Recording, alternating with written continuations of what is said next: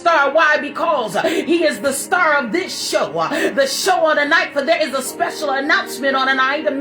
God is saying to let you know that they were getting ready to blow the trump of the sound of the trumpet. For I see Trump going into the news again. Oh, come on and bless God.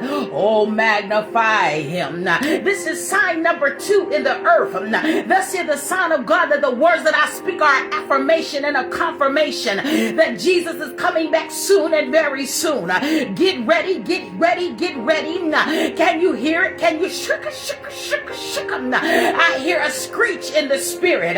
Our panel here in New York, Ellie Honig, you've been looking at what we just got. What do you see? Yeah, first of all, big picture, this is momentous. This will be one of the most consequential prosecutions in our country's history, if not the most consequential. This indictment goes right to the core of our democracy. And I think it's helpful. There's a section in the indictment where they break this scheme down into 5 distinct parts. First of all, they say this all started with false claims of election fraud. And it's really important to note, DOJ says explicitly Donald Trump knew that he lost. He made knowingly false claims. Second, they launched this 7-state strategy to pressure state and local officials to overturn the results. Third, they weaponized, to coin a phrase, the Justice Department to try to lend its heft to these false claims of election fraud and to try to pressure states. Fourth, they pressured the vice president, Mike Pence, to do something that they knew was unconstitutional and illegal. And finally, they tie in the actual January 6th violence. And here's what the allegation is: that Donald Trump and his co-conspirators, not charged in this indictment, quote, exploited the disruption by redoubling efforts to levy false claims of election fraud. So that's sort of a 5-chapter assessment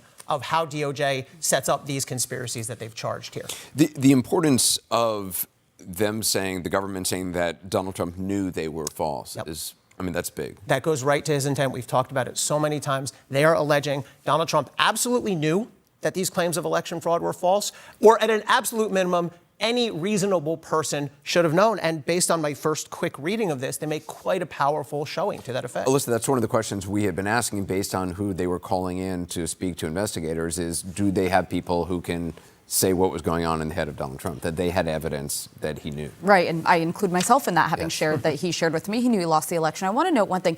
This is the 3rd indictment of the former president, but the first for actions during his time as president. So that in and of itself makes it a historic moment.